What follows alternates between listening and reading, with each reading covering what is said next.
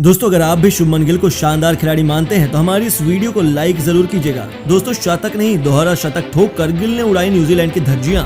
तो कलाई के जादूगर कुलदीप की फिरकी में ध्वस्त हुई न्यूजीलैंड।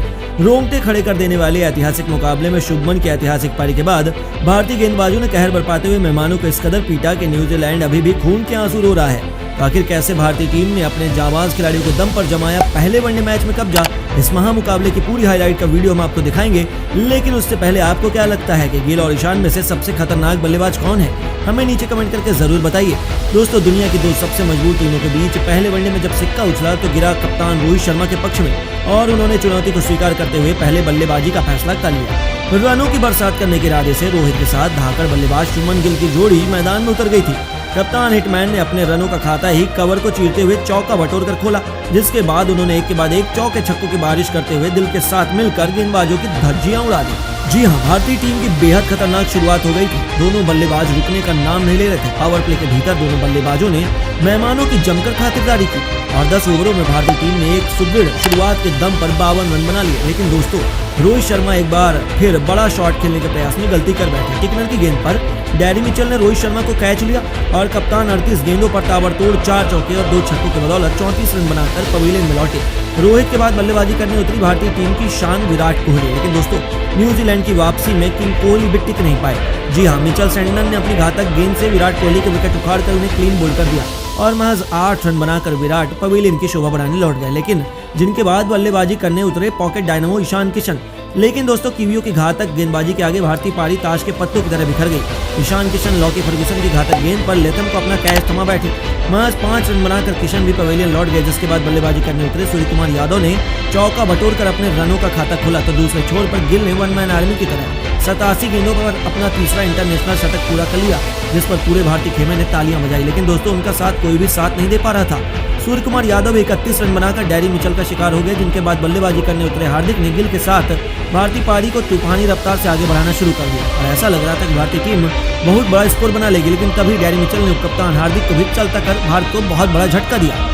जी हां दोस्तों, 38 गेंदों पर 28 रन बनाकर हार्दिक पांड्या टीम को मजेदार में छोड़कर पवेलियन लौट गए। लेकिन मिल तो सिर पर कफन बांधकर उतरे थे। दूसरी तरफ से एक के बाद एक विकेट गिरते जा रहे थे। सुंदर सिपले के सामने आउट हुए तो शार्दुल ठाकुर भी ज्यादा कुछ नहीं कर पाए, 3 रन बनाकर आउट हो गए। लेकिन सलाम है शुभमन गिल को, जिन्होंने ताबड़तोड़ बल्लेबाजी के दम पर 170 रनों का आंकड़ा पार कर लिया। वो अब अपने दोहरे शतक के बेहद करीब थे। और दोस्तों, उसके बाद आया गिल का असली तूफान।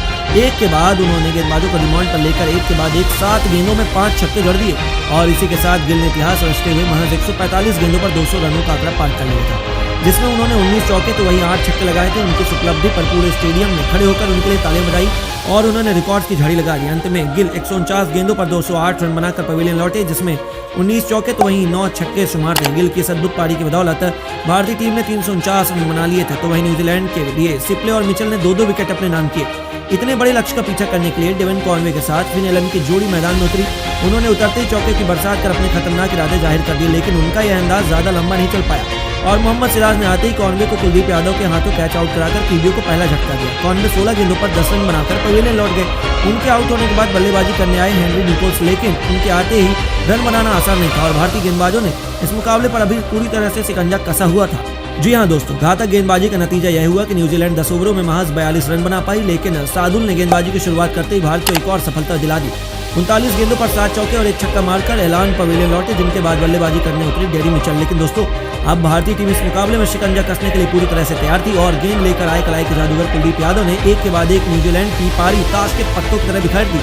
जी हां, पहले उन्होंने 18 के स्कोर पर खेल रहे हेनरी निकोल्स को क्लीन बोल्ड किया, तो फिर बल्लेबाजी करने आए मिचेल को एलबीडब्ल्यू कर उन्होंने न्यूजीलैंड को जीत की सभी उम्मीदों पर पानी फेर दिया। महज 89 रनों पर न्यूजीलैंड के 4 सबसे बड़े पवेलियन लौट गए बल्लेबाज और भारतीय गेंदबाजों के आगे न्यूजीलैंड बहुत जल्द घुटने टेक गई थी, जिसके बाद लेथम के बाद फिलिप्स की जोड़ी मैदान में मौजूद थी। 20 ओवर में वह केवल 97 रन बना पाए थे, जहां से इतने बड़े लक्ष्य को चेस कर पाना भारतीय गेंदबाजों के सामने इन दोनों की बस की बात नहीं है और भारतीय टीम बड़ी आसानी से न्यूजीलैंड को ऑल आउट कर बड़े अंतर से इस मुकाबले में अपना कब्जा जमा लेगी। लेकिन दोस्तों, आपको क्या लगता है कि 3 मैचों की वनडे सीरीज में भारतीय टीम 3-0 से क्लीन स्वीप करेगी?